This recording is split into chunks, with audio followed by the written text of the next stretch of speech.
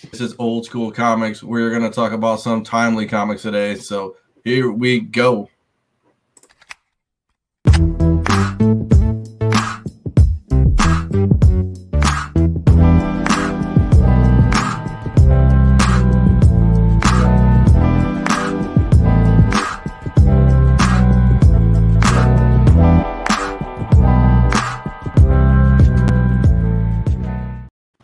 Welcome back, everybody. We got our man James. It's like the dynamic duo is back in town. You know, Batman. I had the old Robin. What's up, man?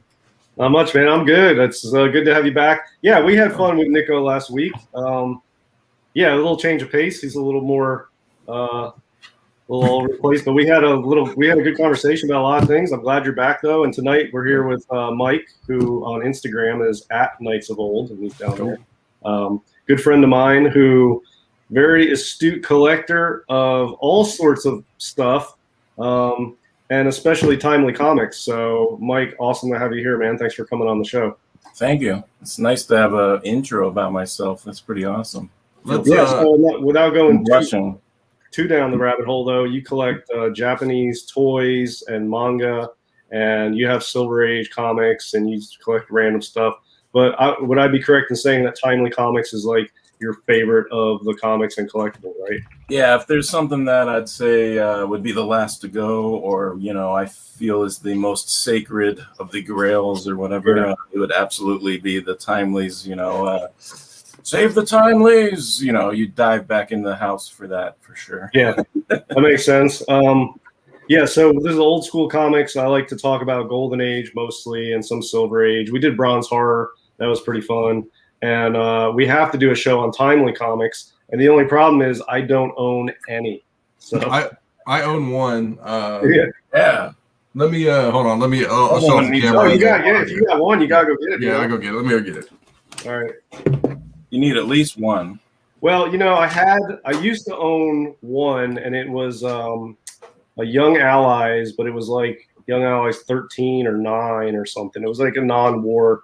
But it was a Schomburg cover, but it had like creatures on it. It was like a horror one. And, there are some timelies I would like, but then I see the prices, and the way I'm valuing them as like a dark GA collector is not the same as timely collectors, and they are much more interested in getting these books than I am. I can get other dark books, but there's only like one Marvel Mystery 5 or whatever that's coming up for sale. So I usually get outbid. I've probably bid on hundreds of timelies and never won a pick one. Oh, you're trying then. You're trying. Yeah, I mean, I put bids in, and then I'm like, well, I don't want to pay that much for it. So you're keeping the value up. Yeah, I get the bids up. I had to go in the vault real quick, which is not anything like a vault, but it's okay. I've showed this to DS a couple times, so I've got the Elden pedigree of the Marvel Mystery Comics 45. Now it is only a paltry 1.5. It's got some spine split and reattached with taping an interior cover, but it's got the Elden signature obviously on it, and then cool. It's got one of the few covers that has the with Red Skull on the actual cover. So yeah, I think that might be the only Marvel Mystery with Red Skull on the cover. Yeah, so that's my little jam. Yeah, that's a dope book, and yeah, it's a 1.5, but it's a pedigree copy, and it looks awesome. It's complete. It's not restored. It's just split, and that limits the grade. But that is a real good looking copy. And the crazy part for being a 1.5 is that it's got off-white pages on it. So I mean, right? I mean, it can't be bad. I mean, yeah, that's pretty cool. And it feels good in your hands. You look at it and you're like, yes, hell yeah. This is honestly, as I always say, I've had a lot of books. I mean, I'm not in the stratosphere of big boy books yet, like 5,000, 7,000, all that crazy numbers. I've had like Batman 121s and Aquaman ones and like Silver Age goodness, but I've kind of let all those go. But that might be the only book that I might actually like. That's you talk about running out of fire. It's that one probably. Right? Awesome. Yeah. So before we get started on the timely train, I was going to show some new pickups. I've got 2 books that I picked I got up. you. Yeah. So I'll show up my 2 new pickups. These are both from the same dealer. Interestingly. Did you go to a show or did you like buy them at a store? No, I bought them through a dealer who he double lists everything on his own website and on eBay. So I always see stuff on eBay, and then I'm like, oh, who's that seller? And this time it was him. And I bought one, and then the next day he listed another one, and I didn't know he had it, so I looked at it, and I was like, oh, well, I'll buy that one too. And then I contacted him, and he sent them both together, even though they were separate purchases. But they're like back-to-back, so they came in the same box, so that was awesome. So the first one here is a pretty rare PCH book. It's not the greatest PCH book ever, but I think there's like 16 on the census. And it's Challenge of the Unknown, number 6. It's the only issue. I love it. A pretty tough book. It's got a decapitated head down here in the box. It's got a shrunken head up here, and a couple zombies busting into the crypt. And 1950. The trade dress makes it look older or newer, like it's from the 70s or something. Yeah, that's what I would say. Yeah, it's kind of weird. And then they put this blue box, this blue text box, is covering 2 shrunken heads hanging on the wall. Yeah, that's unfortunate, but. 6.0 off white to white. How do you know it's only 2 behind there? Well, there could be more, but you can see the top of the one and then the bottom of the other one. So I guess they had to put that somewhere, and that was the only place. So whatever. I think there's like 16 on the census, and there's like 4 or 5 higher than this. So yeah, I love that book. There's so much going on in that cover. Like, why is he taking the head? Oh, he's pressed. Like, what the hell? Did they find this place? Like. Oh, man, it's awesome. I love that. And those guys, the way they're drawn coming down, I mean, something about that seems kind of like what you're saying, like a little bit more modern than your typical image. Yeah, it's a cool, unique PCH book, and it kind of reminds me, I watch a lot of like 1950s horror movies, and they always have the young girl and the guy, they're usually engaged, right? And they always find something freaky and they have to go get advice. So she's like, well, let's go ask the professor. So I'm sure in this story, there's an older professor guy that they go see. And then, it's one of those. So yeah, it's a cool book. Pretty rare. It's just a PCH book you don't ever see. And then the one I was really fired up to get, this is awesome book. This is a Fox book from 1941. And there's only... I think maybe 15 or 16 of this on the census, and there's only 3 higher graded, which is kind of amazing. But it's Flame 6. Oh yeah, that's awesome. And the colors on this are just amazing. And it's only a 3.0. And it has cover and centerfold reattached with tape, 3.0 creamed off white. Only 3 higher graded, but the colors on this, I mean, look at the reds, that purple monster. Now to pull the lever, I guess, and put this whatever thing over her. She's tied to this wheel. Even the white box, the all stories box up on the top, the bottom left there. Yeah, it's cool. And then bottom, Zanzibar, Voodoo Man, and Captain Savage. Yeah, I got flame busting in. It even says something about him throwing a fireball somewhere. Oh yeah.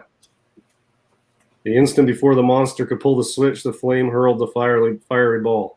Nice. So yeah, this is a really good looking copy of a rare book, and it's awesome. So yeah, I'm really happy to get that. It wasn't cheap, but I think it was worth it. Early Fox book. It's tough to find. So, yeah, and there's a Cuba ad on the back. That's cool. I like that. So, yeah, I was pretty happy to get those 2 books. Sort of impulse buys. But the Fox book, I'm always looking for cool Fox books. I only have a couple at this point. But I've been trying to pick some up. I am my nemesis Nico, aka El Cheapo. I am El Cheapo of the Golden Age. The Golden Age. I went with so I got these all. So I went down to see Nico at this Ohio show that we go to. Lovely ladies who have like a huge Golden Age collection. They're really nice. Her, her husband died like a couple years ago. I don't even know. She says she has like a locker full of this stuff. But again, I don't know what it's in there and stuff like that. She just brings extra boxes. It's never sorted. It's just kind of like, here it is. And so I picked up this little Chambers of Chills. Oh yeah, it's not 19. I got it for a paltry $60. So again, I didn't, at $60, you don't page count it, or $70, you don't page count it. You don't do, I mean, like, it is what it is, right? Everybody knows. Yeah, that's one of the top 5 from that run. I'm a big Chamber Chills fan. That's number 24, right? Yep, 24. Yep. Yeah, that's top 5 cover. Lee Elias. I mean, it's not 19, but it's still dope. Well, there's 19, and then there's 23, and then right after that is this one, and probably 18 is the barbershop cover. That one's pretty dope. And yeah, so that's right up there, man. That's a good one. And then we were kind of talking pre-show about this one. It's not number 2, but Gangsters Can't Win from DS Publications. Obviously, it's got a skull on it. You know, I paid it. You know, I'll tell everybody what I paid. I don't care. I'm never gonna probably sell half this stuff anyways. Paid like $100 for it, $110 for it. I mean, it's in decent shape. I mean, so that one, and then put something down here so I can do some stuff. Nico did a nice trade. I sold him a variant for $3, and he gave me a Speed Comics. So Speed Comics always good. Oh, that's cool. Yeah, so he's a good friend. So he's is he the like lawyer guy? Yeah, he's a lawyer, dude. Yeah, he's really funny. I was watching you guys. I think Monday night. Yeah. I think. Yeah, he's the first one from this channel that I ever talked to.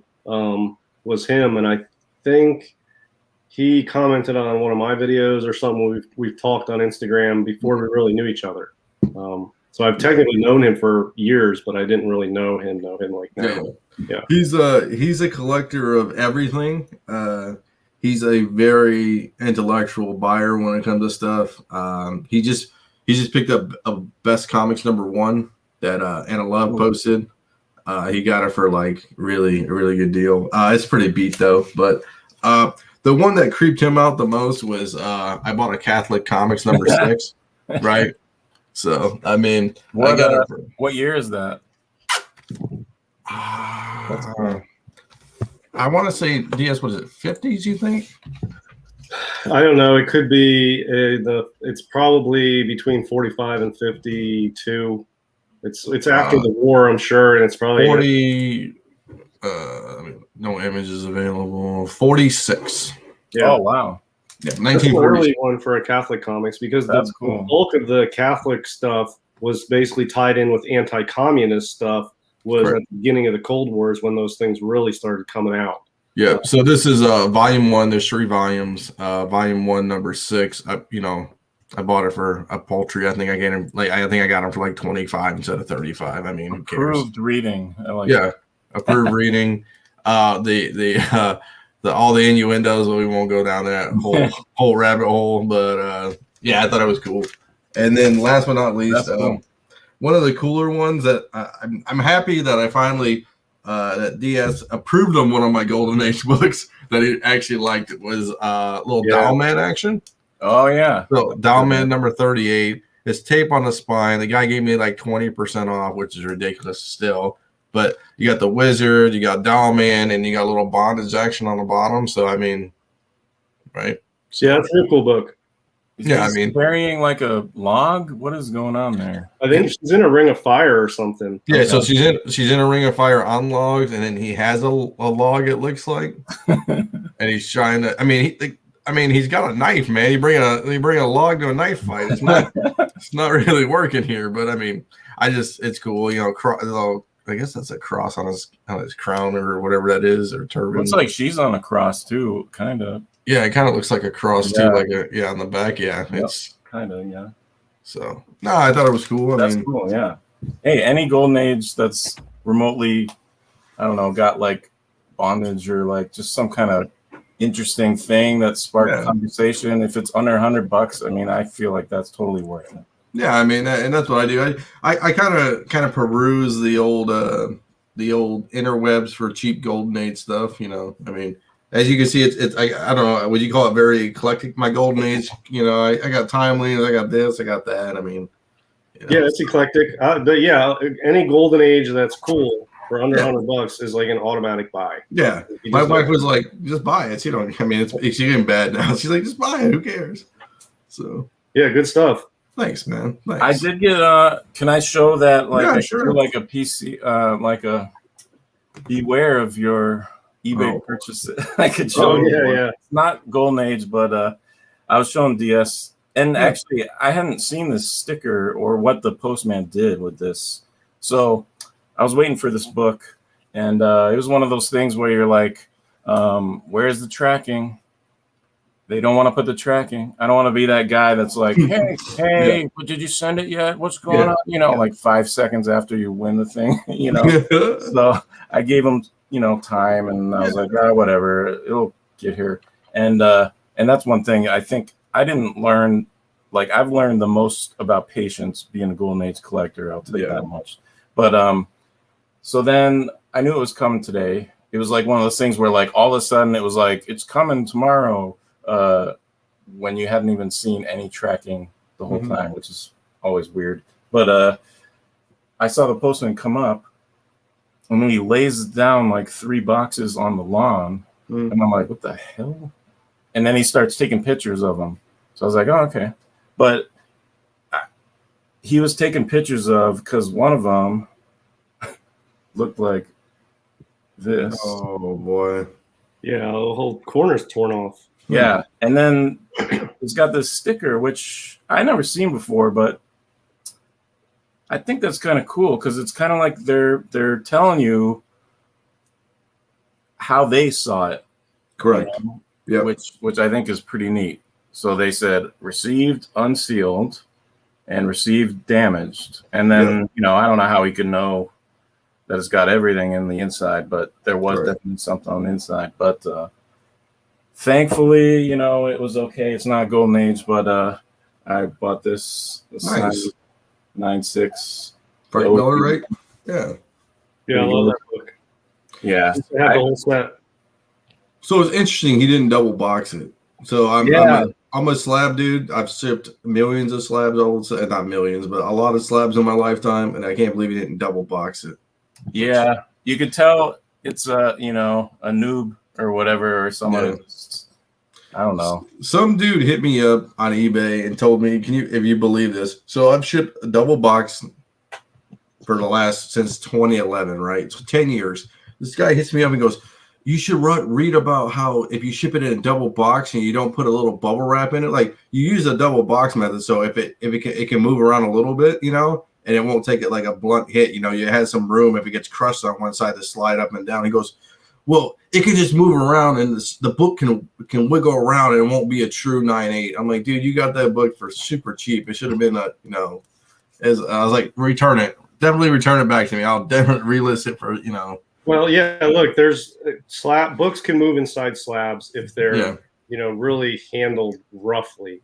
But I feel like it could happen in the mail. I mean, it's a risk you take when you send books in the mail. But that sticker, I've received that sticker before. But I'll tell you, on this case, I call bullshit on that, because that guy didn't bring it to the post office, tore up like that. I guarantee it. You know what I mean? Like, it got torn after he dropped off the post office, because they put that sticker on everything that's damaged, and they're always like, not our fault. We got it like this. I guarantee they didn't get it like that. No, nobody's and dude, they always make you seal stuff. Trust me, I go there and I see the amount of stuff I'm into the post office. They're like, you got to seal it, and they give you like the little white tape that's not the greatest tape, but they're like, here you go, here's some extra tape so you can seal it in. And it's like, oh man. But I'll tell you what, a lot of people drop their stuff off now, right? They drop it off. Yeah, that's what I do. I just go on it. At my USPS, they have like a blue table, and you just set it there and walk away. And if it's a big dollar book, I usually don't set it if it's a big dollar book. Do that. I just get the scan just so I know. So. I usually drop them off, but if it's a big dollar book, I get them to scan it and get the receipt. Yep. But I stopped using the priority mailers because they're not corrugated. They're really cheap cardboard. So I go to Uline, uline.com, and I order shipping supplies. I mean, it's not feasible if you don't do a lot of shipping to buy that stuff. But on Uline, you can buy boxes of different types. Of very specific, like customized sizes, like down to the 1/4 inch on each dimension. It's insane. So I've got boxes that I order that are specifically sized by me to fit a slab wrapped in bubble wrap, and it fits perfectly. And they're corrugated, and they're rock solid. And they're good. I don't use those. I use it. Yeah, I use the USPS. I use a 1092, 1095. And the 1092, it fits the comic perfectly. I just bubble wrap it. It doesn't move in that box. And then in 1095 is just a slightly longer version where I can get, no big deal. I've never had a complaint. I usually use registered mail if I'm doing something over like 1K. Yeah. Then, you get it takes forever to make those packages, but well, they're not going to get that screwed up, although I've heard of recently some stuff happening, but you got to use special tape. and Yeah. everything, too. Yeah, one of my friends is a post office. It's Z's brother, and like register mail's like the same thing. And like next day, it's like they don't even like the USPS. No, they don't even mess with it. Like it needs to go there to there, and it's it's like The only problem with that is several times I like wasn't home, or I don't remember why, but I had to go to the post office to get it, and they're just like taking 9 years, and they're just like we don't see it anywhere, and it's like, oh, come on. But they like put it in like the safe inside the locked room, blah blah blah.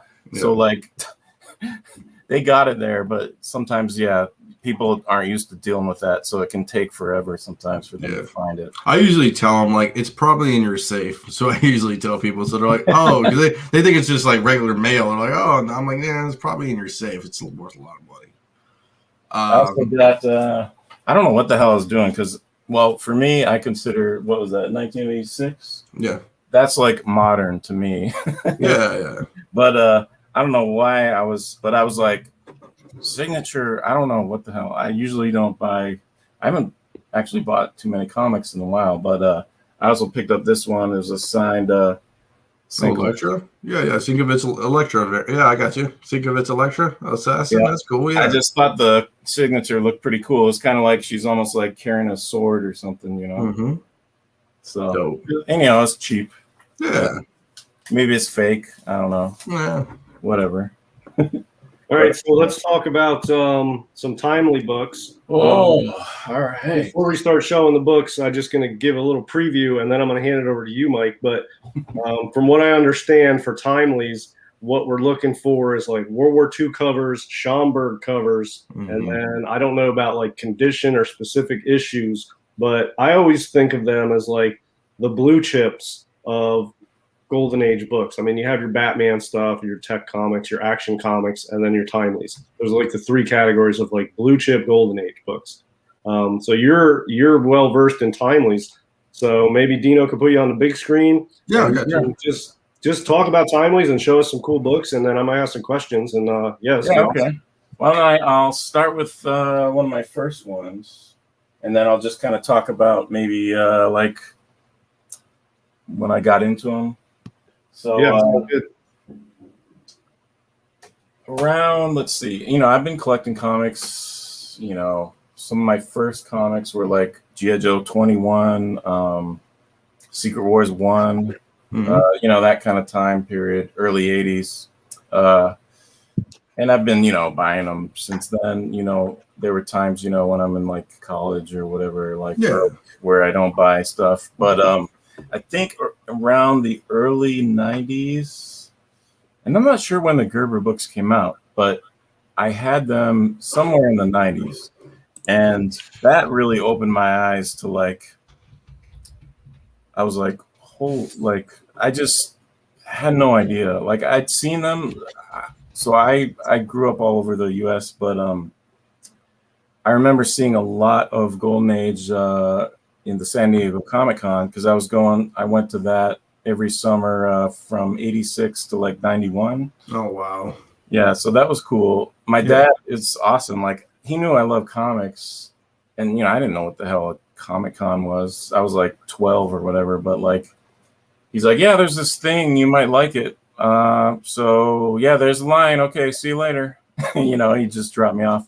But I was like, okay. And then I was just like, holy, like it wasn't nearly as big as it is now, but it was just amazing. But I remembered seeing throughout those times Golden Age all over that show. I remember seeing tables just filled with the Marvel mysteries with all the like red and red orange covers. And I remember kind of being like, oh, what is this thing? And they'd be like, don't lean on that or whatever, like I could tell like it was very important to some of these old dealer guys. But I didn't really know what they were, but there was certainly a presence at the San Diego Con. And then, as I started to learn more and more about comics and back issues and all that, I didn't really care much because, they weren't in the story. I was very much a Marvel comic reader, and Stan Lee was always like blah blah blah. This happened in Avengers 4 or whatever. You know, he'd always get you to like go back in your catalog, and I thought that was brilliant marketing. You know, even for back. You mean like in the comics, right? When they're like, you can find this story in Avengers 4. Yeah, boxes in the text in the yeah, yeah. I love that. I mean, without that, I certainly wouldn't have.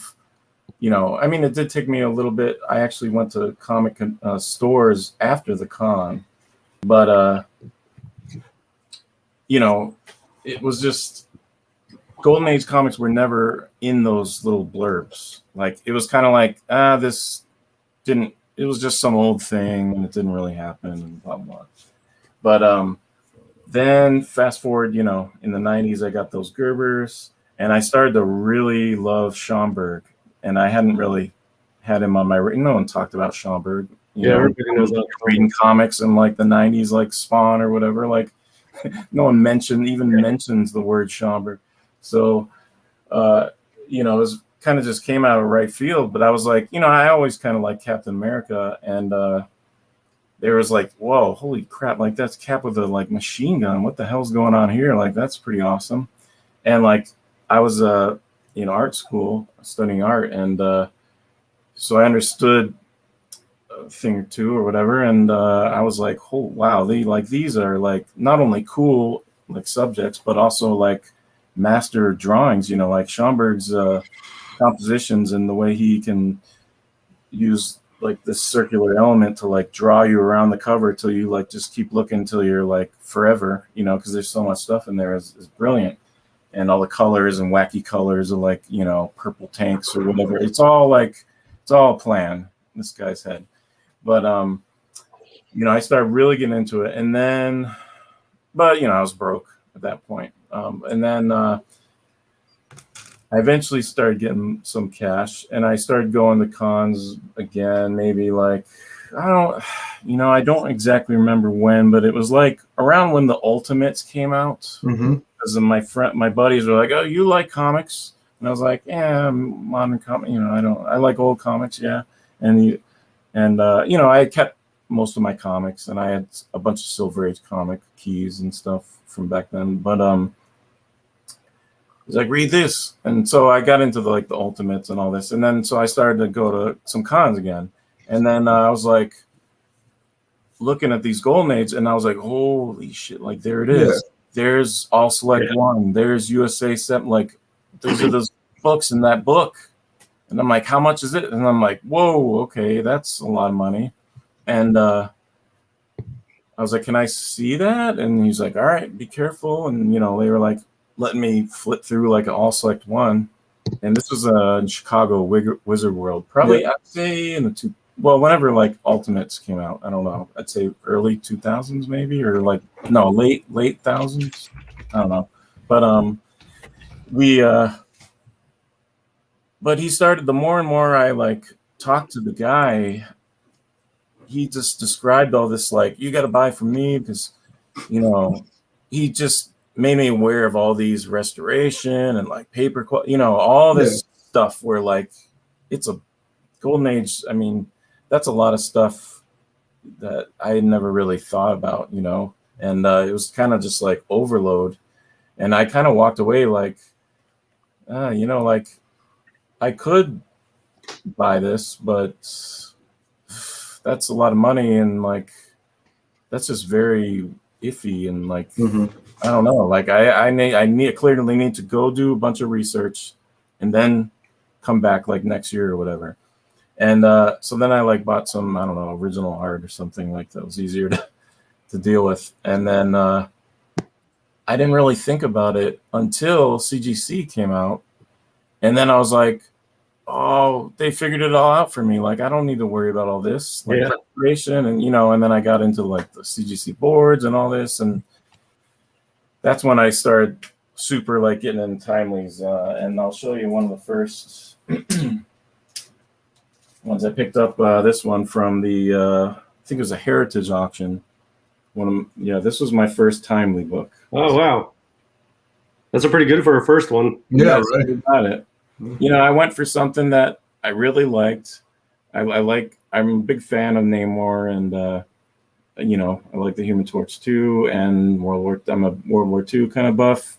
And I feel like that's a great Namor head. He's got that kind of like, this stupid humans with the, you know.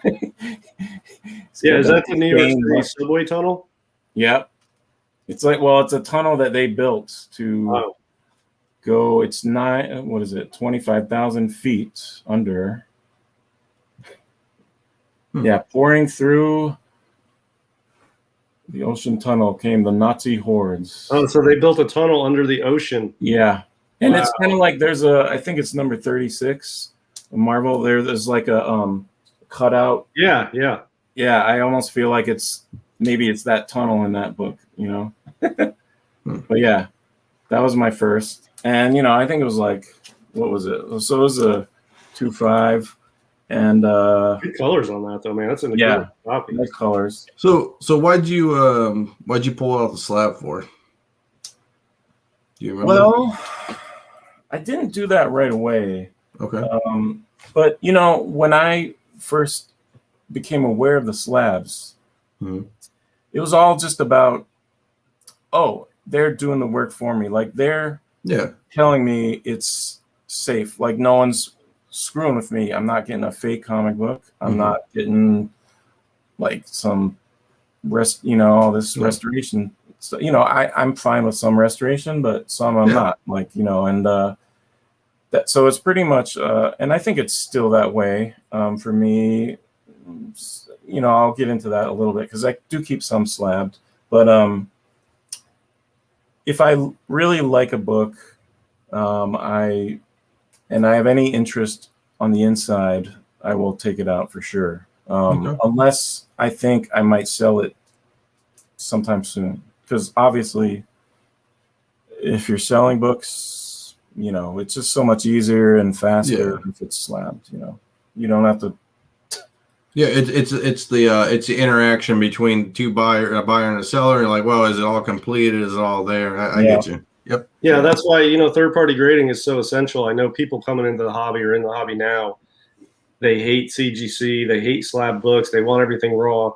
The slabbing is one of the main sparks that sort of sparked the growth of the comic industry over the last 20 years. And it's because of that reason people, and it coincides perfectly with the internet. There's so much buying and selling on the internet that it gives peace of mind to the buyers. Yeah, I mean, I'm the perfect example. I don't think I would have got into it. I would have just maybe done original art or something just because it's like, I'm not going to prove all this. And, you know, it's just a lot of money to, you know, when you're talking thousands, like, yeah, you just don't want to like end up with some like photocopy, you know what I mean? Definitely. And I don't like just trust a dealer just because he's a dealer behind the table. Like that doesn't mean much to me.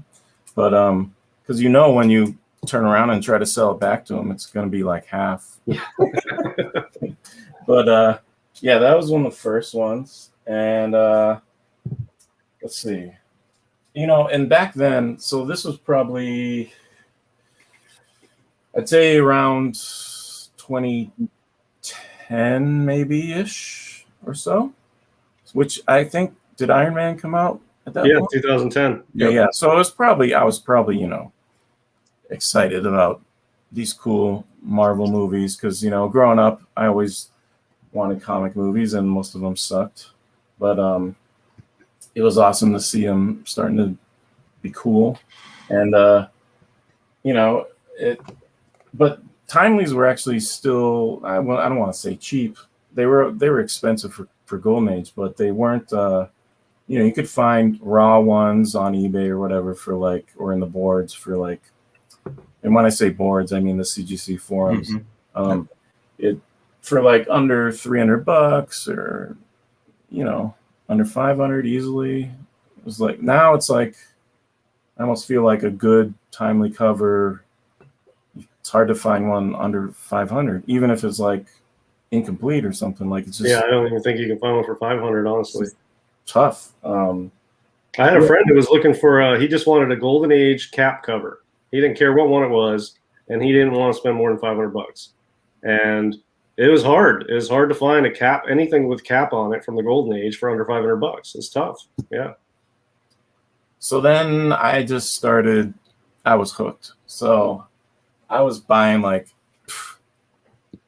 you know, any timelies, like Schaumburg timelies that I could find. I didn't care if they were incomplete. I was just buying anything, you know, if it was a little bit restored, like there were certain things in restoration that I didn't like. And that changes through the years as you get through experience. But it was like kind of about the cheapness. So I would just buy up anything. And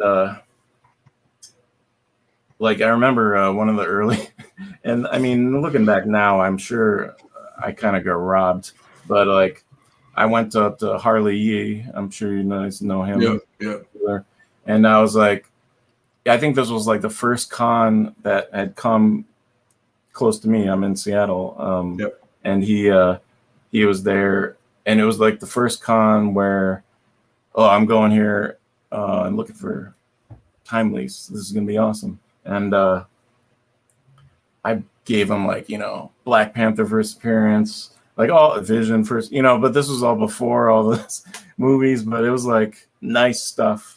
Yeah. But I was like, just all right, how about this and this and this and this, you know, like all this surfer first, you know, and he was, but it wasn't like huge money, but it was like, yeah, he'll take, I felt like he was an idiot for like taking this like common stuff, giving me like, you know, a bunch of all winners and all this stuff. And, yeah, I started just getting tons. I was putting together like an all winners run. I was putting together all select run, and I was doing all this.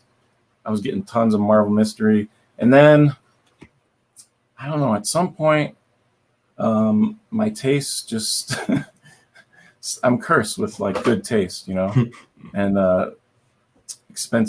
liking expensive things. But my wife too, which you don't want two people in a household like that. It's really a shame.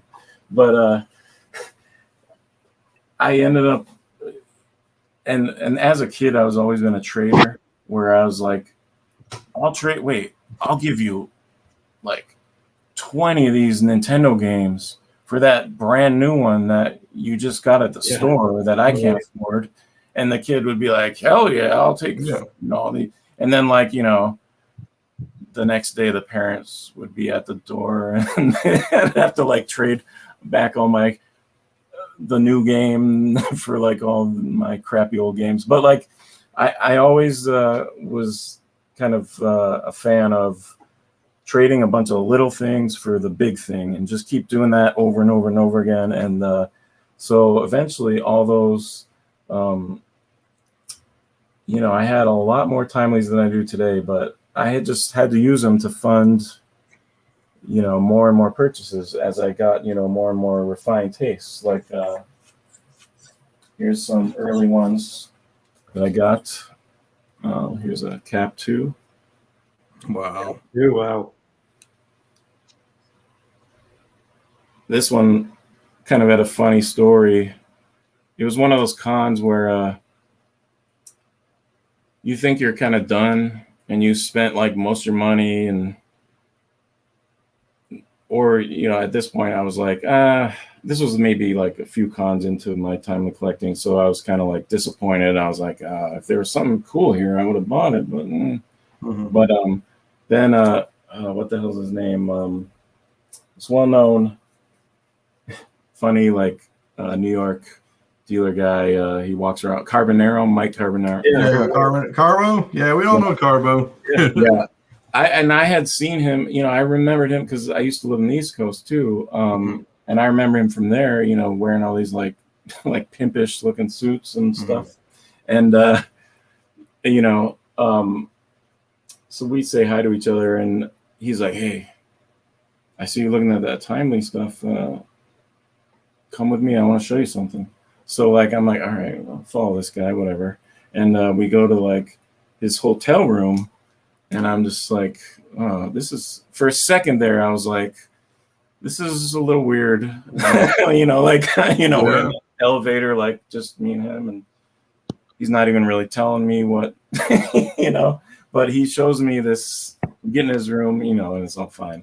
And he shows me this suitcase or like briefcase, and he opens up and it's like a full run of Cap. Jeez. Oh, wow. And I was like, whoa, holy crap. And he's like, yeah. He's like, we were gonna not break this run up, but we just decided like today that we're gonna break the run up. And we already submitted like number 1 and some other ones to CGC. And so here, your first crack. And I was just like, yep, Man, I'll take that too. And I think, I got this other one.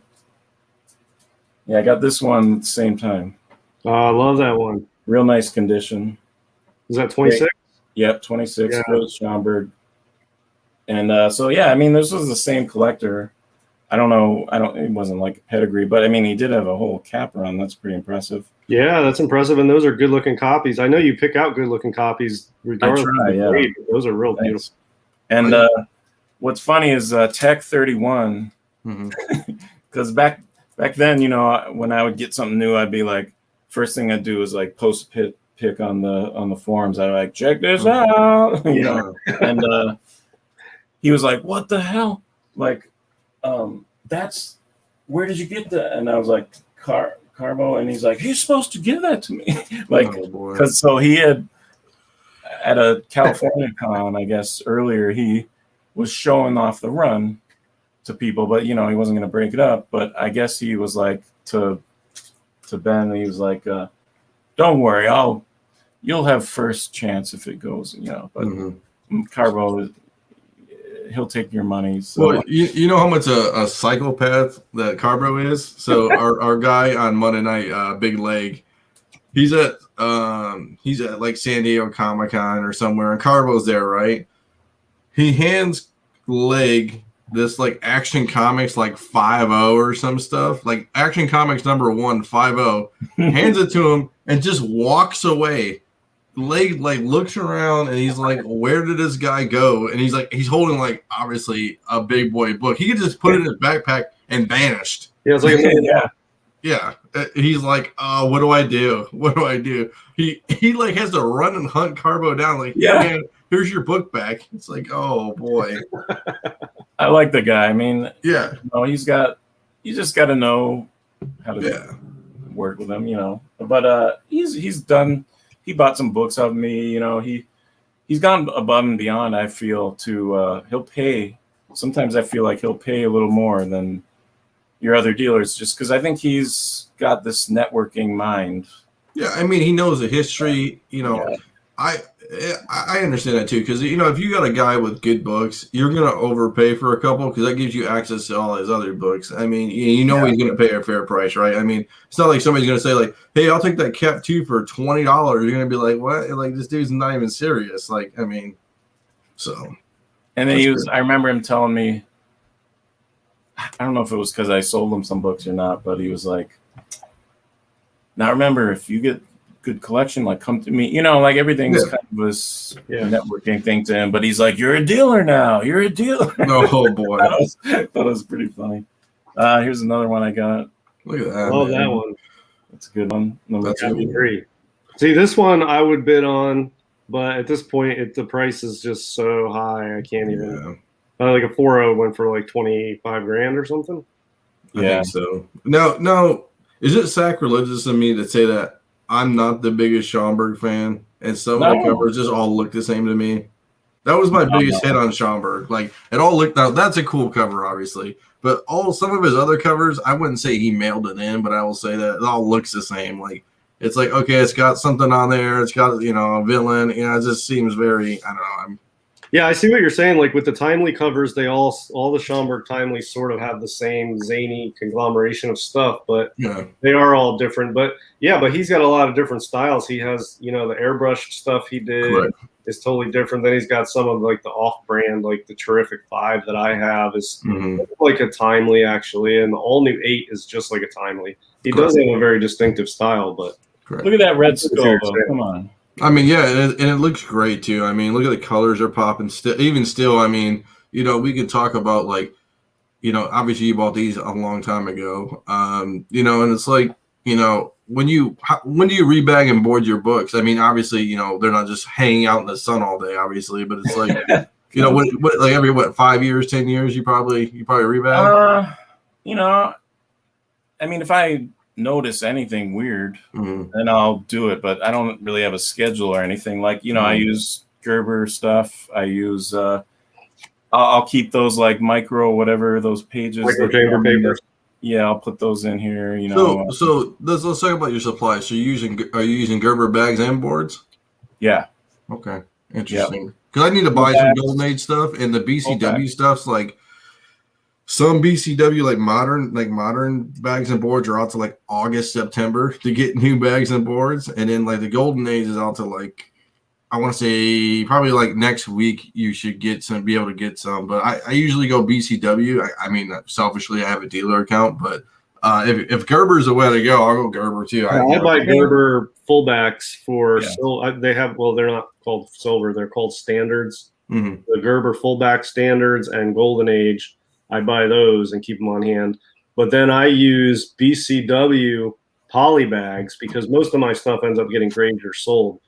And the poly bags are a little bigger than the boards, which is actually not bad because they're not too big, but the regular Silver Age will fit with a standard board in a silver poly from BCW. But then it also fits like thicker stuff or slightly larger stuff. Or small Golden Age. So I sort of mix it up, but I definitely like the Gerber fullbacks the best. Okay. So I might go with that. I mean, if it's a little expensive, I mean, what do you get, 50 in a pack, 50 and 50? I mean, the Gerbers are kind of pricey, honestly. They're not cheap, but I mean, it's whatever. Ply. You get different plies too. Yeah, or whatever. But you know, you just got to be careful with them. Yeah. And I use the whole like, you know, at one point, Terry Comics. Mm-hmm. Yep, I know. He like schooled me and like he's like, give me that. Let me show you that. And he was like, here's I was putting the book back in. And he's like, you put the book on the board, and then you slowly use the board like a stretcher, as in like a fallen soldier. You put the book on the stretcher, and then you use that board to push that into the bag. So, you know. That's funny. That's funny. I love that. You're not like me where you just like jingle it up and down a bunch of times. You're like, that's good enough.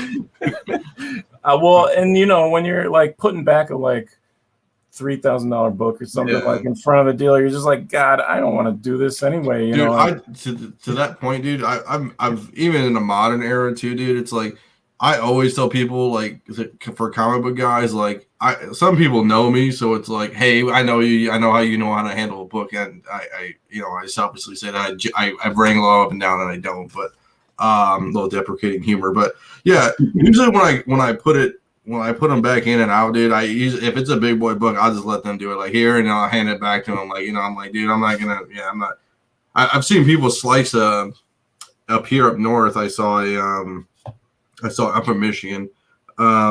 I saw a guy slice what was it?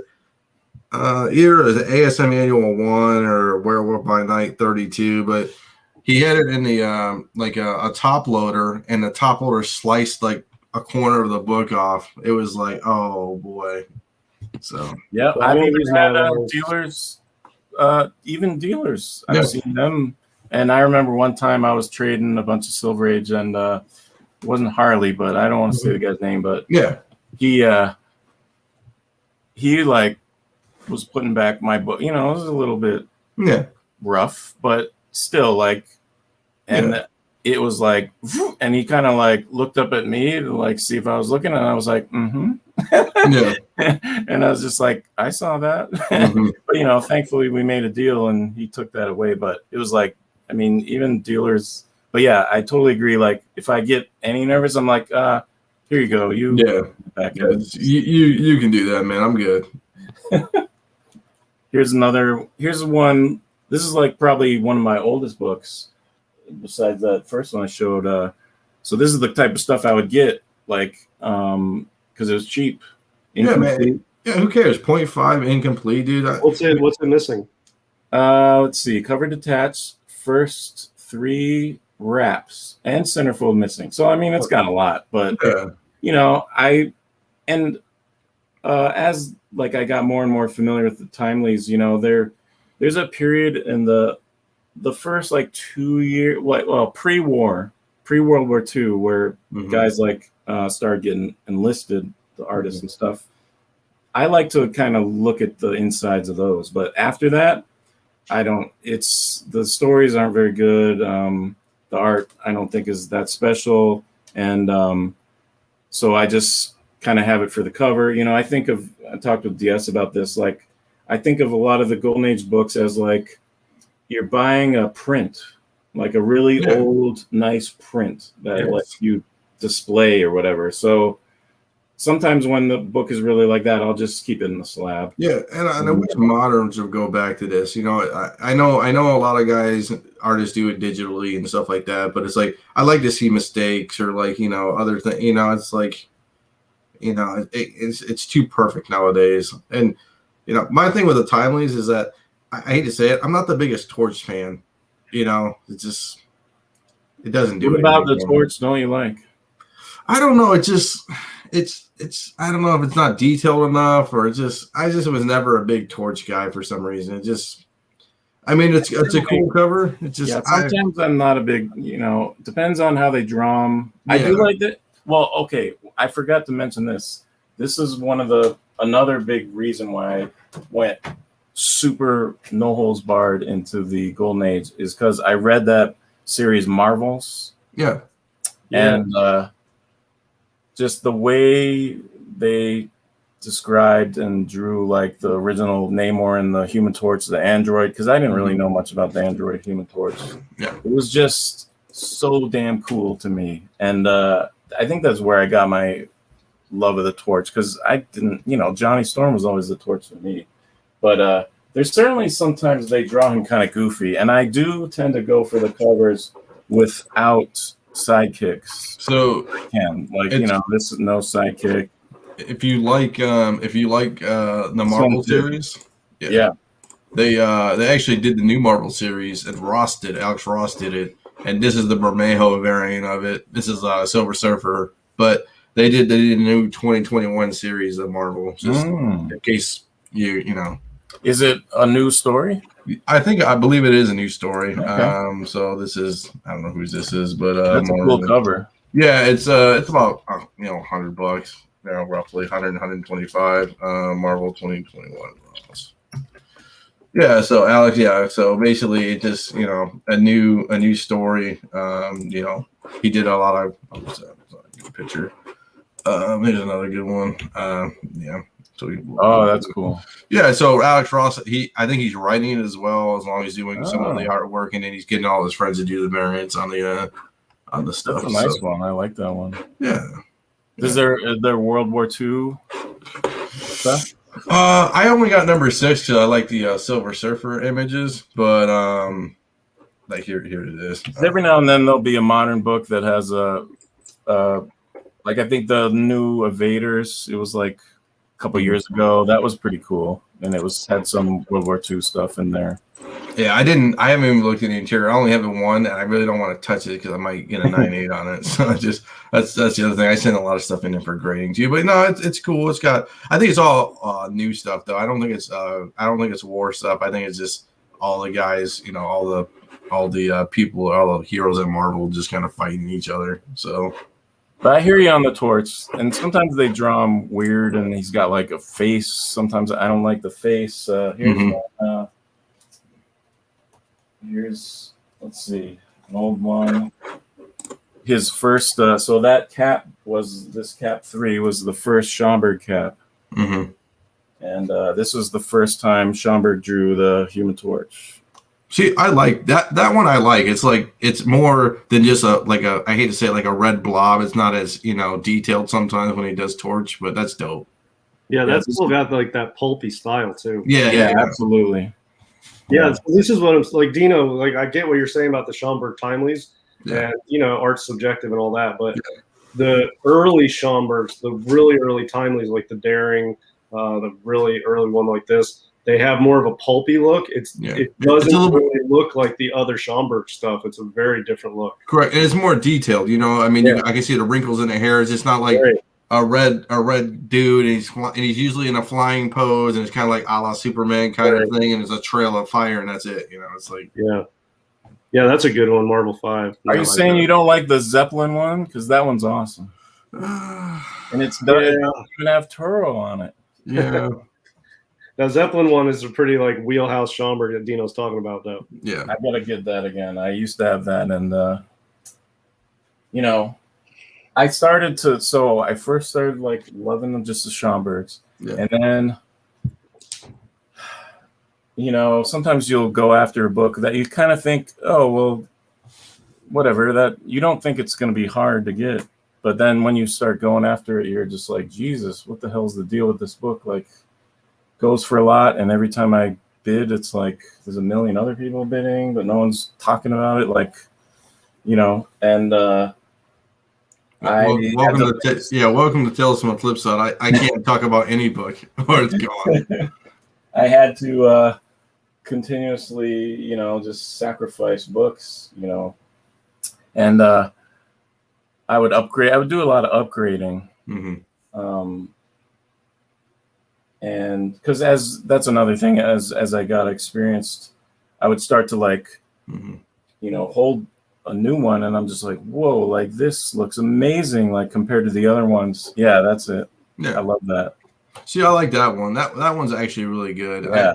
It's just when there's like 2 torches on there and it's like all crazy, and I'm like, it's like that. See, that one's actually detailed more. I like it. But this is the super plane.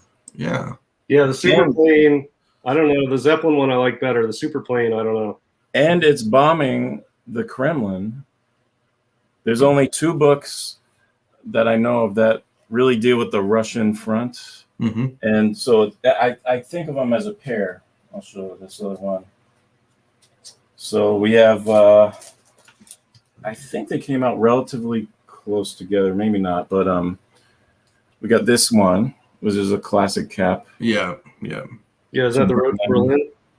Yeah, and he's leading. He's leading the Russian tanks. Russian tank. Yep, to Berlin. Yep. Oh, that's got to be like what, 1944?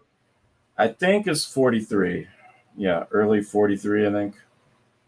Yeah, I mean they still weren't even freaking close, but it was a good idea. But then this is the only other one where they show like Russian forces and stuff. Wow.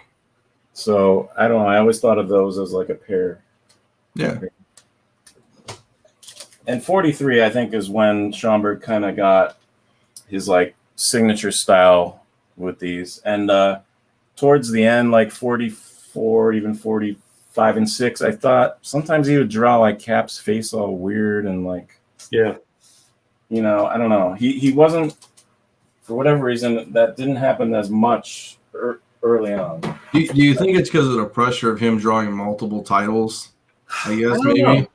It could be, yeah, because he was doing a lot of Nador stuff. I wish there was more info on him because, I have like files and files and files of like chronicling like, okay, he did this cover, then he did this cover, then he did, like each month and like when they came out and all this. And there's a weird thing that happened like right as Pearl Harbor happened. There's like no time, like he did no timelies at all. Like, so I'm thinking, I don't know. He just, maybe some of the other artists at timelies were faster or something. Cause he did like some early stuff and then he did periodically here and there. And then, there was Pearl Harbor and then there was like January, February, March, maybe around April or May is when his stuff started coming back again for timely. So it's kind of a shame that he missed that period because some of those first responded, like where they're like, you got to get the Japs on the cover, and all this, he kind of missed out on some of that stuff, which is a shame. But yeah, I always wanted to know like what the hell happened. And I think he also did a lot of covers at once. So maybe he was just stockpiling. I don't know. Here's the. But I started to concentrate on the early stuff. Oh, actually, here's a perfect example. Here's a perfect example of what I'm talking about. So, like, for whatever reason, Schomburg like was not doing timely covers. I don't even know what he was doing.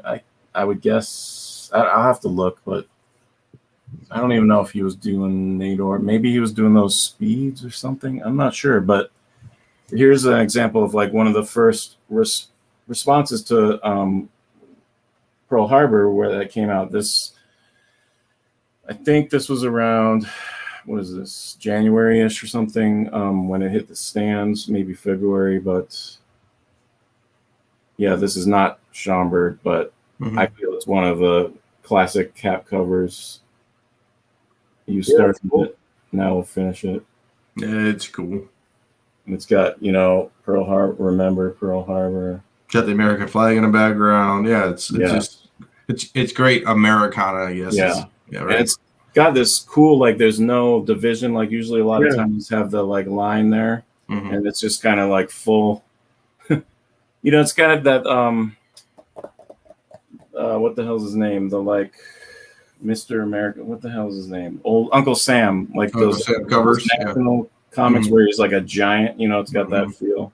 And it's got the one National Comics I kind of like, and I've seen it for sale a couple of times, is when it has the big, swastika, and he's like he's like 70 feet tall. Yeah. He's crushing it. Yeah. Yeah, those Lou Fine ones and Reed Crandalls are amazing. This one, like at first I was kind of like, I'm never getting restoration. And then, like this cover, you start to like I can't find jack shit. Yeah. So like, well, we talk about it before. It's like low grades are better than no grade, and then it's like you start getting restoration, and it's like we talk about in the golden age. It's like it's like people don't really care. I mean, us golden age collectors, and I guess I would call myself a fringe golden age collector, but it's like we really don't care about half that stuff at the end of the day. It's like go find another one. That's why I tell people, like on eBay or other things, like go find another Eldon Pedigree 45 or even that book. Try to go find another one because you're not. And sometimes they're way cheaper. So that's cool.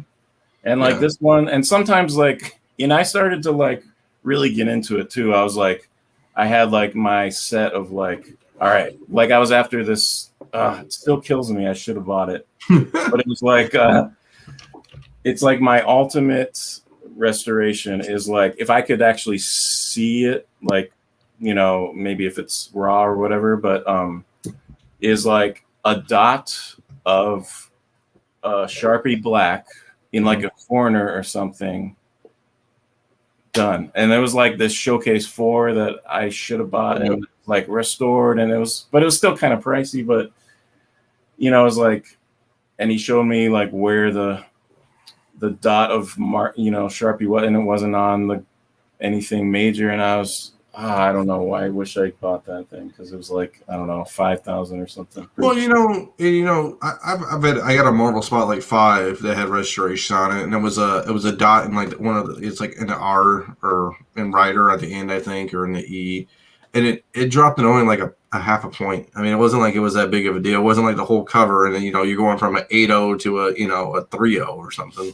But then the competition is like half the people that would be bidding don't even look at it. So that's a huge. Yeah, I bought it raw too, so it was professionally restored, so I didn't even know it when I bought it raw. But I mean, I got it fixed, but no big deal. Yeah, I'm one of those guys. I generally don't bid on restored books at all. I feel like if I have every book I ever wanted except for one, and it's really hard to find, and a restored copy comes up, maybe I'll get it.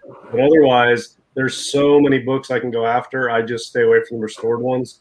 It's not that they're not worth owning, but I just try to stay away from those. I rather have ones where you can see the wear and it's a lower grade than a better looking restored copy, just because I don't mind the honest wear on the old books, and I have a lot of low grade books. But I'm one of those guys. I don't bid on the restored stuff. I feel like there's enough unrestored stuff out there for me to blow money on, and I can't get everything anyway. So yeah, perfect. Yeah. If it's so hard to find and you only ever see it occasionally, like once every 5 years, and you find a restored copy, I mean, might as well get it. Here's another cap. Oh yeah, that's a classic Hitler cover. This is one that I was tempted to sell recently, but I just didn't. Nice bonnet stamp too. It's got a, yeah, it's not a Schomburg, it's Shores, I think. But yeah, but I like, I don't really like the way he drew Cap or Bucky, but it's historic. It's got Hitler on there, and I like the way I agree with that actually. Do you think he's sitting by Goring? Is Goring in there with him? Yeah, I think those are all famous guys. Do you think Shores is underrated when it comes to Schomburg in that era? Do you think he kind of like flies under the radar, I guess? For a while, I mean, it did seem like you definitely get a bargain. Mm-hmm. But, if you're going after Hitler one or the Pearl Harbor one, I mean, it's just, yeah. I think, if you want to get into Timely's Cap stuff, you just got to pick something that has nothing to do with the Nazis, where he's fighting like a zombie or like a crime, or something. Yep. Which, then guys like me I'm not buying that unless maybe if it was like dirt cheap or if I was doing a run, which I had contemplated doing a Cap run for a while, but then, I just kind of kept my favorite covers and got them out of there. But I will say crime is, I think, underrated. I know me and DS kind of talk about it.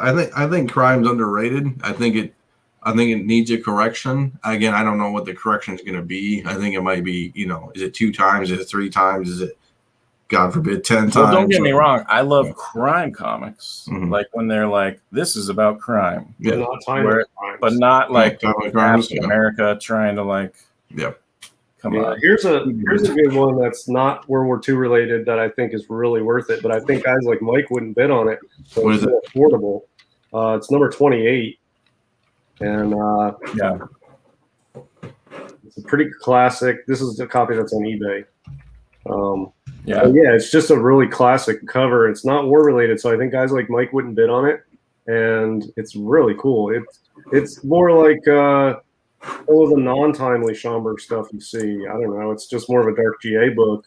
Right there for you. Cool. It's like a Suspense 3 or Terrific 5 vibe to it. Yeah, I like it. I mean, it's definitely dope. Like it a lot. It's got, you're going bondage. You even got a skull on there. I mean, and it's got the classic Golden Age like underground stone wall place with the circular opening on top that the hero's diving in, and it's got the hooded villain in the chair. It's got acid. It's got the bones on the acid and stuff too. Yeah, it's got like a cult scene, and it's just I don't know. It's very Suspense 3-ish. I will deem him the executioner, I guess, or whatever we would call him. I mean, the hooded guys are always awesome when Schomburg does them, but I mean, it's certainly not, my kind of thing, and that's the thing with Timely's is there's so many of them that and they're very expensive, so you can't, and well, I mean, some people they can't control themselves, and if they think a bargain is a bargain, they'll just get it, but you got to be, I try to be real careful because I know I'll buy, I bought that Dark Knight thing. If I keep doing that kind of thing, then I don't have money for some big book that comes up. Yep. So I try not to, I try to keep the coffers, ready for something big, or at least even the eBay one right now. I mean, that's not a bad price. I mean, right? I don't think it's a bad price. I'm tempted to buy it. I've tempted to buy it for the last year while it's been on there. Okay, I'll do the unthinkable. I like to. It's going to be gone in 30 seconds after I show it. Okay, so it's a 4.5. It's creamed off white. It has tape on the cover, and it's a really good presenting copy. And I think it's solid. It's what is the price? Like $3,000? $32.50. Yeah, I mean, I think that's a little more than I want to pay, which is why I haven't bought it. I'd be into that book for $2,500. Yeah, it's making an offer. I mean, best offer $27. Yeah, I mean, it's not super high on my list. It's a sort of a tough one though. I don't really see it that often, and it's a 4.5, and it's a good-looking copy, man. I think it's a little high for me. There's just I don't know what GPA is. I don't go by GPA for books like this. What do I think it's worth? I would do $2,500 on it, but You know, that's I don't want to offer him 25 and he's at 32. There's other stuff I can get, but yeah, I'm surprised it's still there actually. But see, I wouldn't. DS is right. Like, because I would take a book like this 1,000,000 times a day over that, where you get some nice cap action and you got, you know, military. All these Nazis. You could relate it to there's actual reference to Brenner Pass, which is in Italy, and you know, actual events. Yeah, it's much more historic. The other one is just totally fiction. And look at that craftsmanship. I mean, there's so much detail here. It's really great. And just for your sanity, a 4.5 sold for $2,000 in April of 2020. So that Marvel mystery. Okay. So I mean, it's probably worth $3,000 to somebody, but for me, you know, yeah. I think what else can I get for 2,500? What other books are that cool in VG Plus for 2,500? And I feel like that one's for 2,500 is good. Yeah. Yeah, that's nice. What grade was that in? 4.5. The other one. 4.5. Yeah, I mean, this would be a lot more. If that was a 4.5, what number is that? 33. Yeah, I mean 4.5. I don't know. Probably a 4.5 on that would probably be like double. It'd probably be double. Oh, What's the stamp say on in the Captain America? This a date stamp? Oh, Hilton. No, it's like Norm. They stamped his name on there. Norma Hilton or something. Cool. I had a Plastic Man 1 that had the date stamp on it. It was some like 42 or 45 or something. I sold that way too cheap. It was a 2.5. Dope though. I'll tell you one of the things I like about Schomburg, and this probably relates to what Deno was saying about how Schomburg's he's got a very same type of thing on all the covers. He always uses these bright primary colors for the militaria, and it's so unrealistic. But he has like bright blue Jeeps and bright red guns and bright yellow helmets, and it's like totally unrealistic. But it adds that.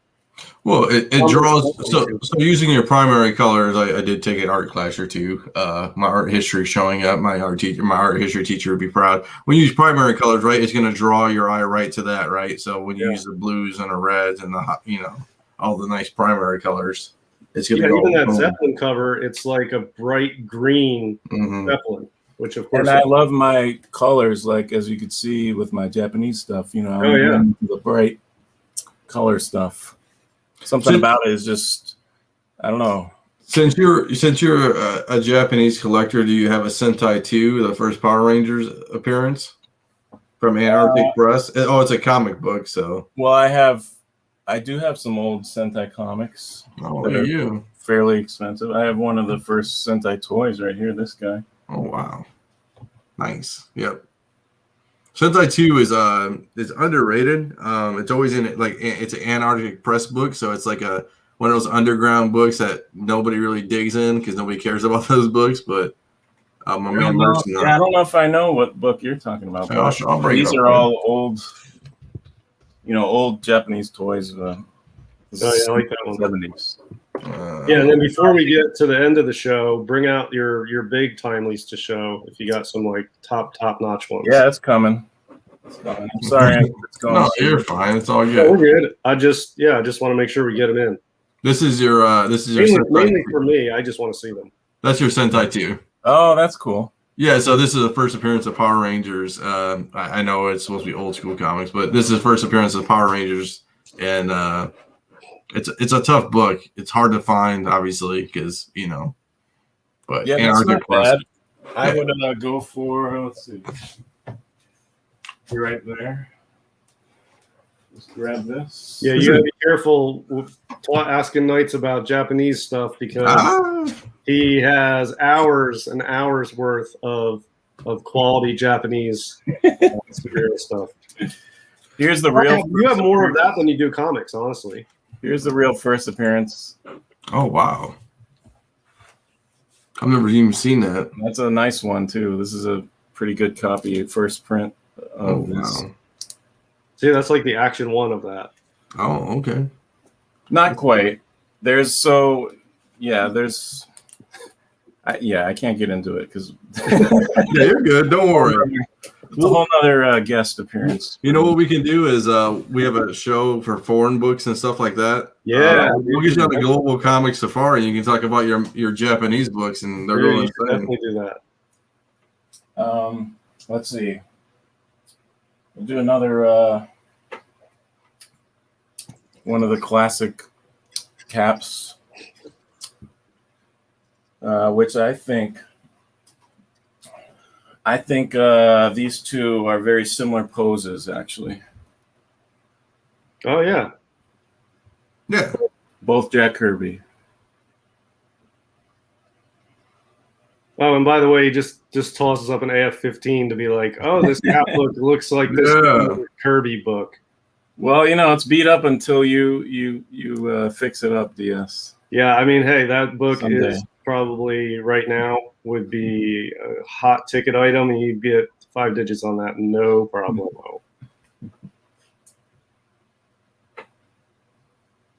But yeah, that's a good one. Number 7. Oh, that was another thing with the caps. If you're trying to get in there and get something without breaking the bank, is steer clear of the first 10 issues, because the first 10 issues are Simon and Kirby, and those books are usually in a lot more demand. There's some that aren't that great, but they're definitely more coveted than like a later one that doesn't have anything Schomburg too crazy in there. Speaking of coveted books, this one's really picked up lately. Yeah. First Subby cover appearance. Yeah, with Subby coming to the movies, I was always looking at 11 and all these other crazy low rent, low number books, and it's gone. Forget about it. The submarine where he's snapping a submarine in half. There's a bunch of good ones out there. Yeah, this one is got that pulpy style again. I love that black submarine, the Death Raider, and that skull, dude. It's dope. So sick. I think a 1.5, slightly brittle. I think it was. Sold. We were talking about it. What was it, like $21,000? Yeah, like 26 or something. And people were split. Golden Age expert collectors were split on whether that was too much or whether it was worth it. It was an interesting discussion, but it just goes to show you that the valuations on these things, even among the experts in the field of these books, can disagree on valuations for these books. So you just really have to go with what you feel comfortable and what you value it at, because there's no set valuations for these things, really. Well, and I think too is that we talk about Golden Age is kind of on I wouldn't say a decline. I would say on underrated or undervalued kind of thing. But like I said, I mean, that book, you hold on to it for a couple of years, you can make some definitely dough on it. Well, and somebody once said, and I don't know, probably lots of people said it. I say it all the time, but I didn't come up with it. The time to buy something rare is when you see it. Yep. You don't see this book doesn't come up. So, one comes up, you grab it, man, because the next one you might not see another one for 2 years, and then it could be worth double. You don't know. Yeah. So I don't hold it against anybody paying what some people say is too much for a super awesome rare book like this. So and that's a nice copy right there. That's beautiful. Yeah, that's the type of family I would own, but I would never have one of those. But it's as I started targeting more of these, but back then, no one really gave a crap about it was Schomburg's first time drawing Namor. Who cares? I tell you, when I got back in I cared. Yeah, when I got back in 2011, I wish I would have gotten more Golden Age. I was like that kid who was just getting into modern books and trash like that. I wish I would have just bought, because dude, I could have bought so much for so cheap. And yeah, but 10 years from now, there's going to be the new collector saying that about you when you show your stuff on YouTube channel. They're going to be like, man, I wish I would have got into it when he did. Yeah, I hope so. I got into it 6 years ago, and I've really been doing Golden Age pretty heavy for like 4 years. Mm-hmm. And I have some, admittedly, I have some really good books. But I've put out a lot of money into these books. But even after 4 years, the stuff I bought at the beginning of the 4 years is worth way more now. So I'm now at the point where I'm like, I'm glad I got into it 4 years ago. Let's talk about your setup back there, because that's dope to see. What are you using on your setup there? Is it just pens, or how you holding up your books back there? Oh, this is just some little kid book. I don't know. You find this at a kindergarten Oh, it's got clear shelves on it. Okay, I see. I see. It's just got you just put the books in there, like. Interesting.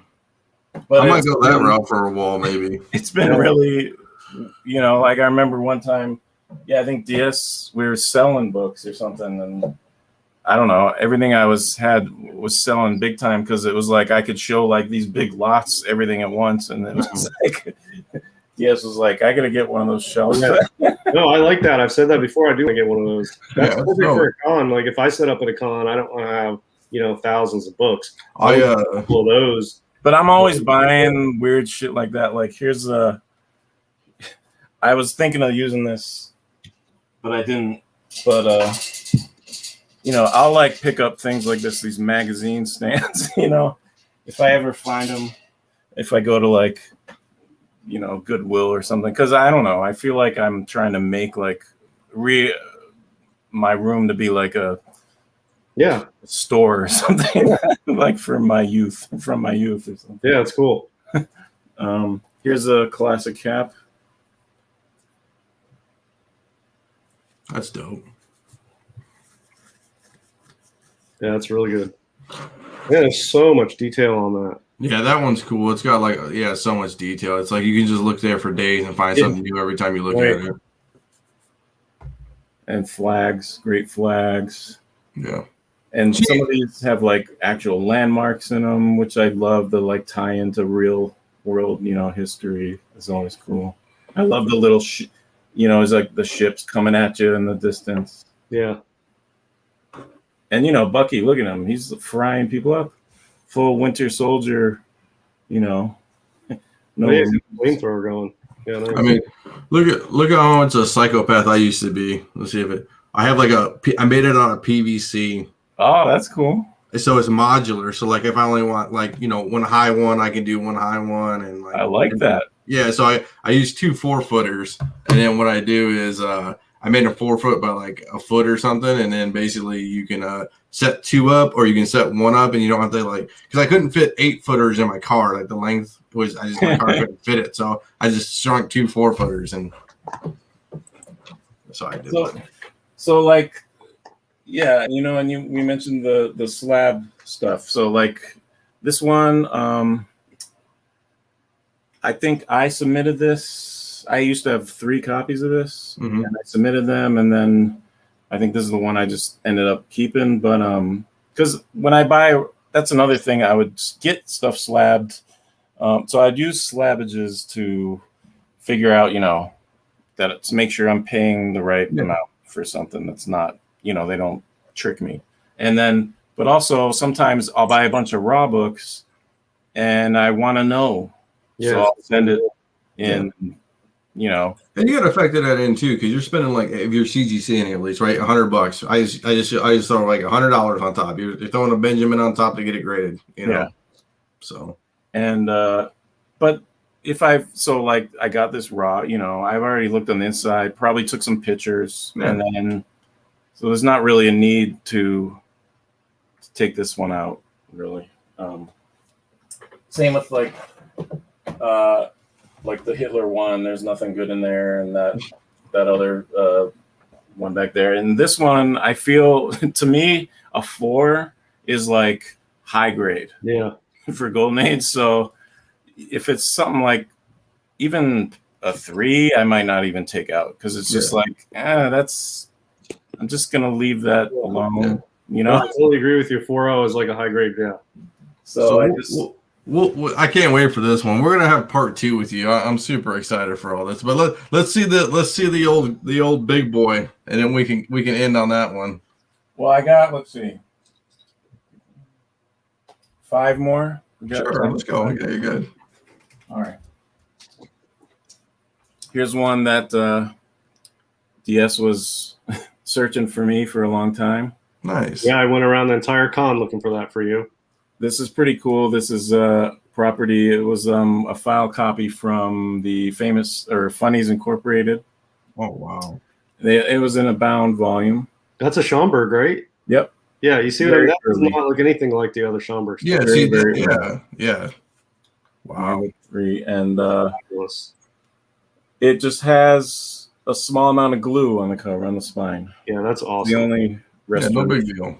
Easy peasy. Because That's my sometimes favorite one, too. books will be trimmed a lot, and that kind of sucks because they can go crazy with the trimming. But I've found that bound books can have some of the best colors you can ever see, because I guess they're preserved in such a way. I mean, and this I feel is a pretty good example. Dude, I'll tell you, if I didn't know it was a file copy, I would assume that'd be trimmed. That's just so nice. Yeah, that's a beautiful book. And we got That's my favorite one of the night so far. Here's Marvel 2. I like this one's an angel without the mustache. There's debate on whether or not originally these ships were supposed to have the Iron Cross, because there's like a preliminary drawing, I guess, that had them. Oh, interesting. And it's like kind of looks like New York City. Yep. Wow. And this was 39, so it was way before the war, or we got involved. And then let's see, this one probably is one of my most favorite Schomburgs of all time, and I got this really great color copy of this book, but this USA 7. Wow. The colors on this, I mean, will compete with a 9/8 bronze age or something. I'm a sucker for yellow aircraft carrier, a red and yellow Tommy gun. That Bucky. So like the colors are just so zany. I'm a sucker for a cap and a parachute though coming down. Wow. Yeah, that's nice.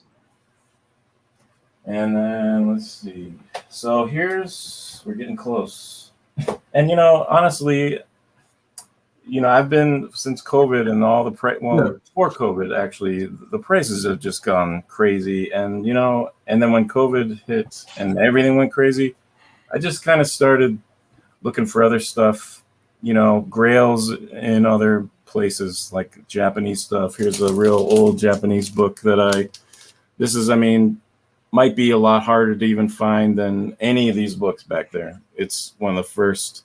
This is Tetsujin first appearance. It's the Gigantor, they call him here, Tetsujin 28. He's a big robot, but like finding that, and that's from 1956. This is the robot that's like his first appearance. But wow. It's like, the hunt for these things are insane.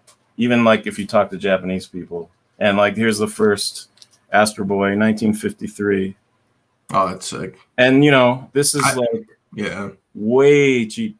I think someday, and they threw everything out. Japan was huge into recycling, so this kind of stuff I think someday will be worth as much.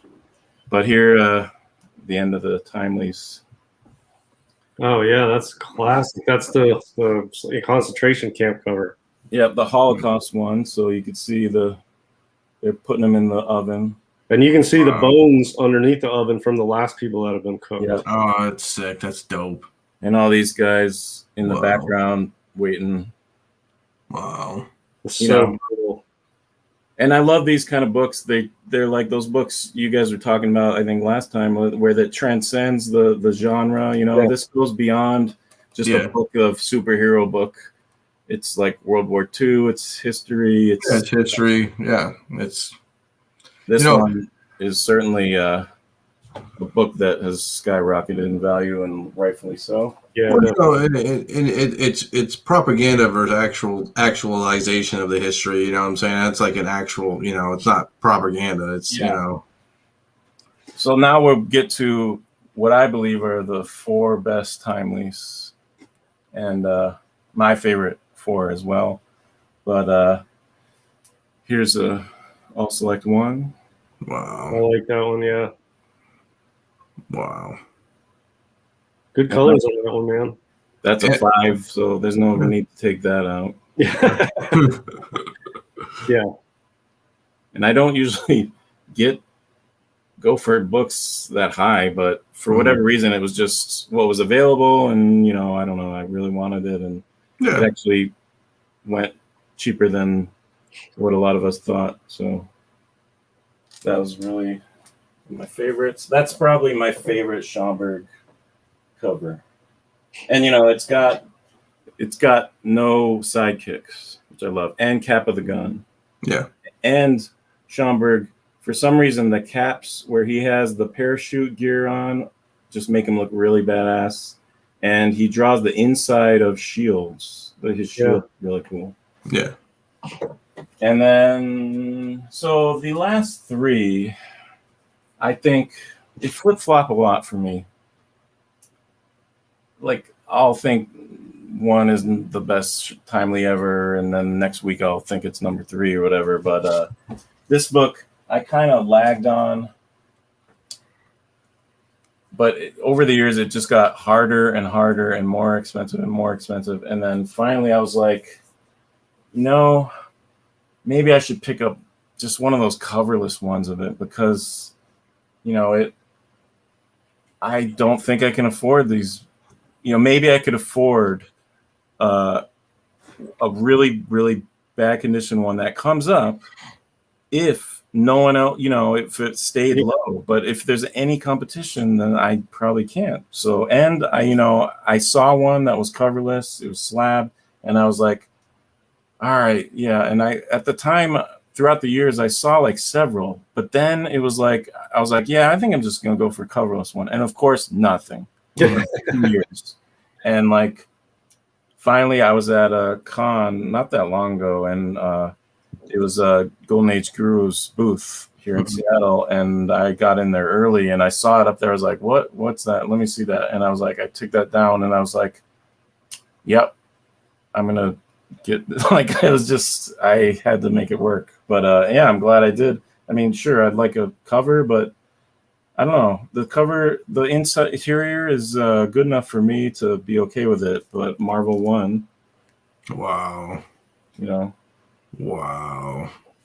Yeah, massive grail there, massive key. And it's got a cool, inside, like the first page is kind of cool. So it's like that's a classic scene. No, now you boys tell me, you guys are more hip to this. And the paper quality looks good too. Yeah, it's not too bad. Do the covers actually come up for sale? That one Yeah. will. Yeah, they do.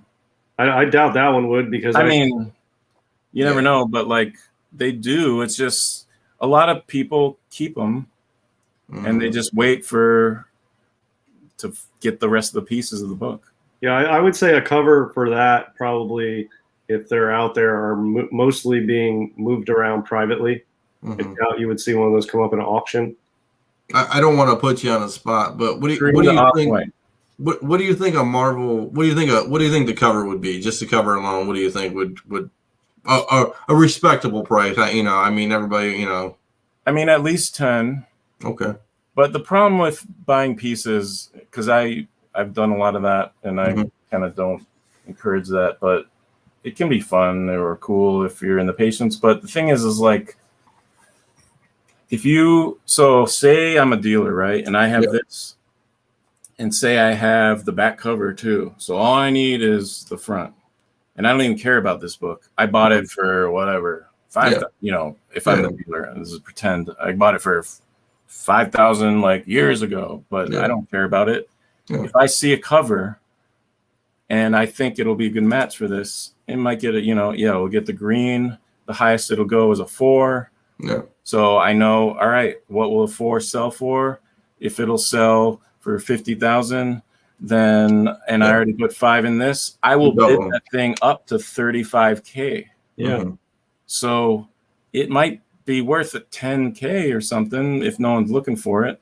But if you might be bidding whatever the full market value of a complete book, you might be actually have to compete with that price, which that makes sense.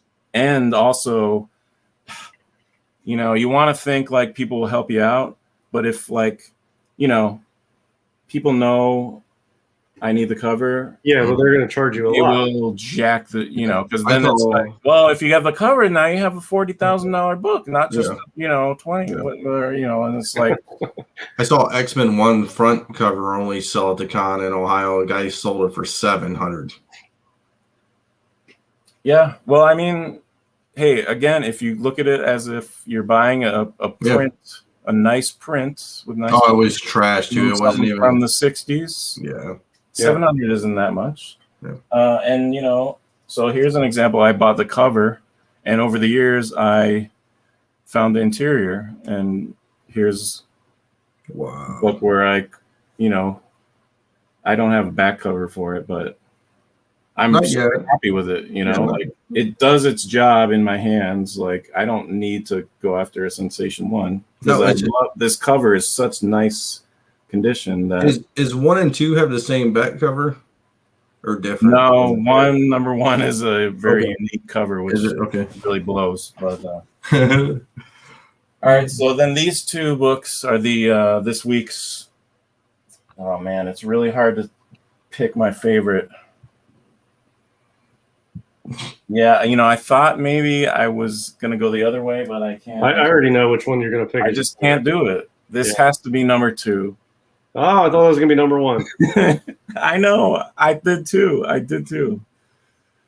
This is like, I mean, Marvel 1 is cool now. I don't necessarily really like the cover of Marvel 1, and frankly, the printing job they did on the inside is pretty crap. Everett did these really great black and white stuff in there, and the print job was terrible. But this, I feel, is the greatest Submariner Torch cover. And, it was the first, like, really big crossover superhero fight book ever. I think it might be the first 2 superheroes fighting, not the first team up, because the Wizard and the Shield did that earlier. But, just like Wonder Woman isn't the first female superhero, she's the one you'll think of. And this is the crossover you'll think of. Very cool. And then, so yeah, I mean, I just, in my hands, I went to the bank today because I knew I was doing the show. And we appreciate it. And I just can't deny that it's still my favorite. So. Oh, wow. Yeah. Now, is that complete and everything? Yeah. Wow. Yeah, it's insane, dude. That's insane. It's like the best timely showcase show ever. Yeah, it's remarkable. I mean, it has them all. I mean, it has a Cap 1, a Marvel 1. We got the Marvel 9, Marvel 2. We got the 46. I'm just blown away. I don't think, Mike, I know you own all these books. Yeah. This is the first time I have seen them all in the first, we've been looking at books for like 45 minutes. Well, what can I say? Only here on Tales from the Flipside can you... Hey, I'm going to clip this and I'll put it in the back. Golden guys, we do it. We just work a little slower, We'll talk about that a little bit. So, it's all good for cross promotion. I don't care. So you guys are on a show, right? It's over on Comic Corp, right? It's it was the Golden Age guys, right? Usually every Tuesday. It's just called the Golden Guys on Tuesday nights at 10 p.m. on Comic Corp. Yeah. Perfect. Cool. And that's strictly Golden Age. And then Dino, when you and I talked about this show, I do a lot of Golden Age. We do a lot of Golden Age on this show because I like it. But this is old school comics, so I've been covering different topics. But it's more centered around Golden Age.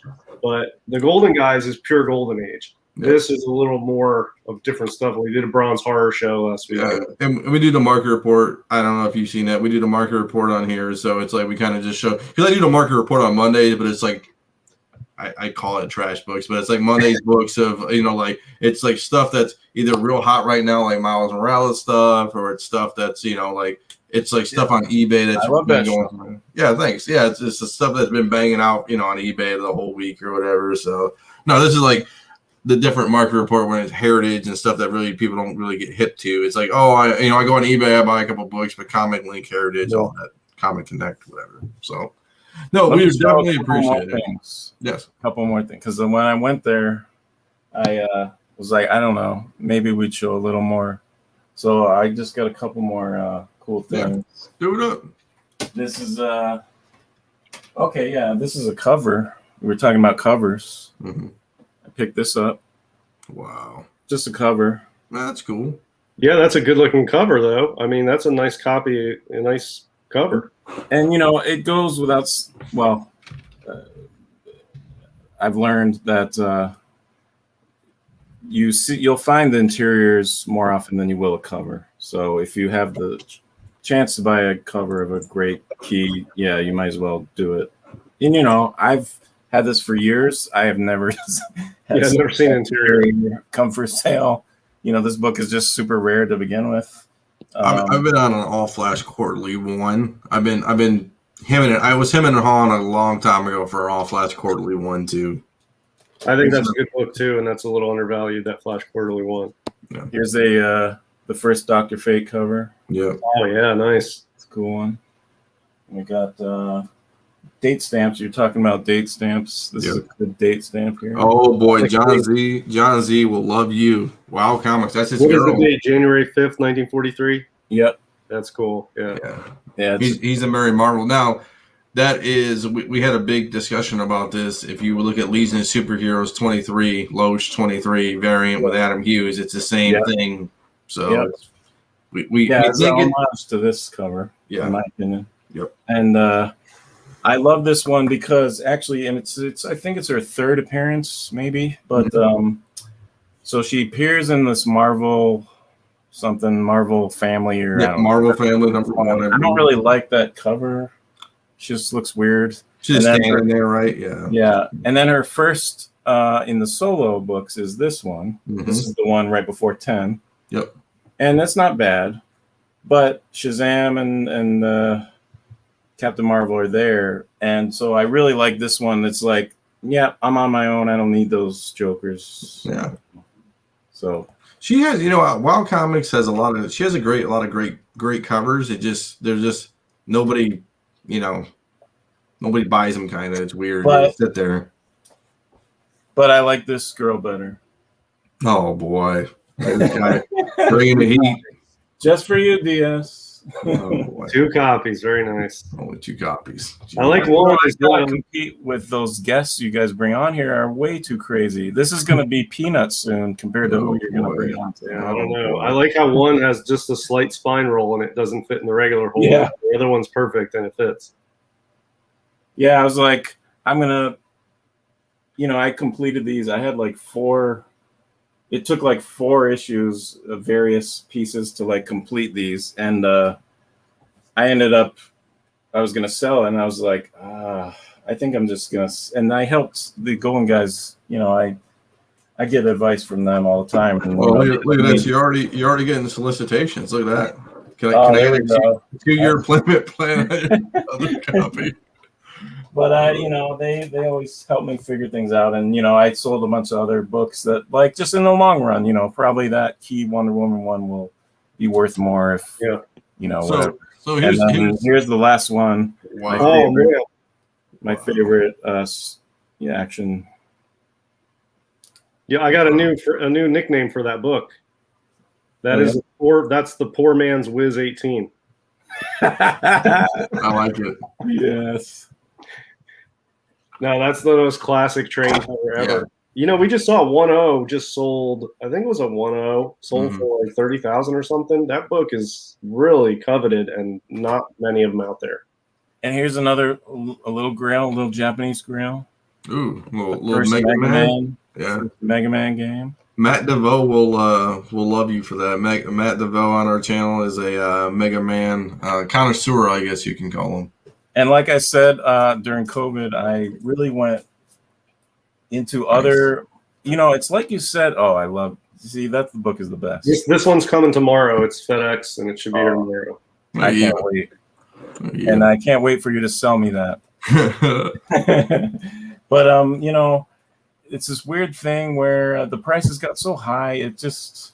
Yeah. And like you guys were saying, for that kind of money, what else can I buy? And I felt like the money that some of these books were going for, I just could buy these major grails in other collectibles. So I started branching out into the Japanese, but I also went into D&D.